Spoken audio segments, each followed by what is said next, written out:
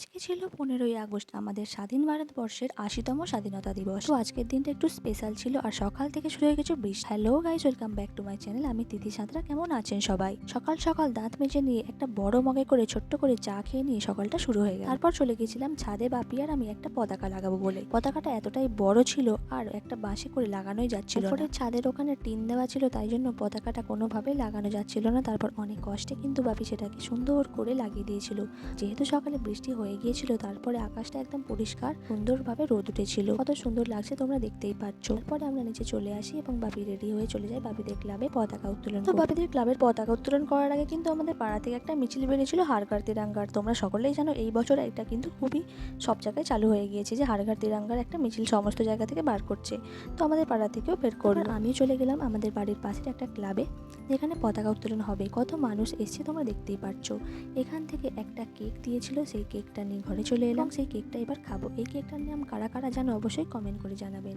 এখনকার কেকের টেস্ট অবশ্যই সুন্দর, তবে কিন্তু এই কেকগুলো কিন্তু একদম সেই প্রথম থেকে শেষ পর্যন্ত স্পেশালি হয়ে থাকে। তো তারপরে আমার কেক খাওয়ার কমপ্লিট হয়ে যেতে আমি দেখলাম মায়ের দিকে রান্না প্রায় বসে গেছে। আজকে আমাদের অল্প একটু চিকেন এনেছিল আর একটা চচ্চড়ি, এই দুই রকমই রান্না হবে। তো এখন আমি যাবো একবার বাজারে। আমাদের বাজার খুবই কাছে, তো একটা ওষুধ আনতে হবে আমার মায়ের, তাই প্রেসক্রিপশন নিয়ে চলে গেলাম বাজারের উদ্দেশ্যে। তো সেখান থেকে ওষুধ নিয়ে চলে এলাম বাড়ি। তারপর আমি ওষুধগুলো নিয়ে বাড়ি চলে এলাম আর এসে দেখলাম যে বাপি কাজে যাবে বলে গাড়িটাকে বার করছে। তো ঝটপট বাড়ি এসে বাপিকে টাটা বাই বাই বলে দিয়ে আবার কিন্তু আমি বাড়িতে চলে এলাম। এসে দেখলাম মা কিন্তু মাংস কষানো রেডি করে দিয়েছে। তো মাংস এটা কি দিল তোমরা কেউ জানলে কমেন্ট করে জানাতে পারো। তারপর আমাকে এক পিস মাংস দিয়ে দিল, যেটা প্রত্যেকবারেই আমাকে দেওয়া হয়।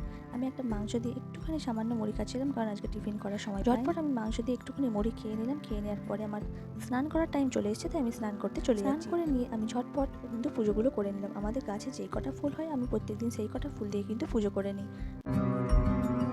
বলে রাখি, আমাদের কিন্তু খুব একটা বেশি পরিমাণ ঠাকুর নেই। যেই কটা ঠাকুর আছে সেই কটা ঠাকুর কিন্তু ভক্তি ভরে প্রত্যেকদিন আমি নিজেই পুজো করি। তারপর নিচে চলে এসেছি, এসে একটু চুলটা হালকা শুকনো করে নিই। মায়ের ওদিকে রান্না বান্না কমপ্লিট হয়ে গেছে, মা চলে গেছে স্নানে। আর আমার জন্য একটা কাজ রেখে গেছে, সেটা হলো গ্যাস রেখে গেছে বলা ভুল হবে। এই কাজটা আমি প্রত্যেকদিনই করি, এটা আমারই কাজ। আমি ঝাঁটা আর গ্যাস মোছাটা প্রত্যেক দিন করি। তোমরা যারা আমার দুটো ব্লগ দেখেছো তারা হয়তো অনেকেই জানবে যে এই কাজগুলো আমি কত মন দিয়ে ভালোবেসে করি। ঠিক আছে, তো গ্যাস মুছতে কার কার ভালো লাগে। আর গ্যাস রান্না তো সবাই করে, কিন্তু গ্যাসটাকে যথেষ্ট পরিমাণে পরিষ্কার করাটাও কিন্তু রান্না করার পরে একটা বিশেষ কাজ। কারণ গ্যাসটাকে যদি না পরিষ্কার করে রাখো, তাহলে কিন্তু গ্যাসটা খুব তাড়াতাড়ি নষ্ট হয়ে যাবে। এই গ্যাসটা হয়তো তোমরা বিশ্বাস করবে না, এটা আমার মায়ের প্রায় 15 বছর আগের গ্যাস। আমার মা কতটা যত্ন করে রেখেছে বলেই গ্যাসটা কিন্তু এতটা পরিষ্কার আছে। তোমরা গ্যাসটা সামনে থেকে দেখলে মনে হবে না যে এটা এত বছর পুরানো গ্যাস। এটা কিন্তু সত্যিই 14-15 বছরের আগেরই গ্যাস। তো এটা দেখে একটা কথা পরিষ্কার, যে সত্যিকারের যত্ন করে পরিষ্কার করে রাখলে কিন্তু জিনিস অনেক দিন বেশি পর্যন্ত টেকসই হয়। তো আমার কিন্তু গ্যাস মোছা কমপ্লিট। কতটা সুন্দর করে মুছেছি, কতটা সুন্দর লাগছে তোমরা দেখতেই পাচ্ছ। এদিকে মায়ের সমস্ত রান্না কমপ্লিট হয়ে গেছে, মা সমস্ত কিছু ঢাকনা দিয়ে কিন্তু স্নান করতে চলে গেছে।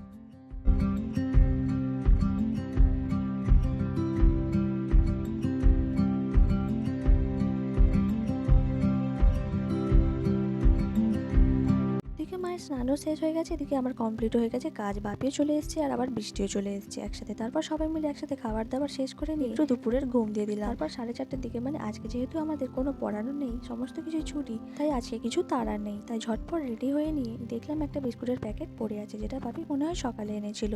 তাই সেখান থেকে কয়েকটা বিস্কুট খেয়ে নিয়ে চলে গেলাম বাইরে সময় কাটাতে। যেহেতু আমি বাড়িতে থাকি না, বিকালে আমার পড়ানো থাকে, তাই আজকে ছুটির দিনে অনেকেই বাড়িতে ছিল, তাই সকলের সাথে আড্ডা মারতে কিছুক্ষণের জন্য আমি বাইরে গেলাম। তারপর বাড়ির পাশ থেকে যাচ্ছিল একটা ফুচকাওয়ালা।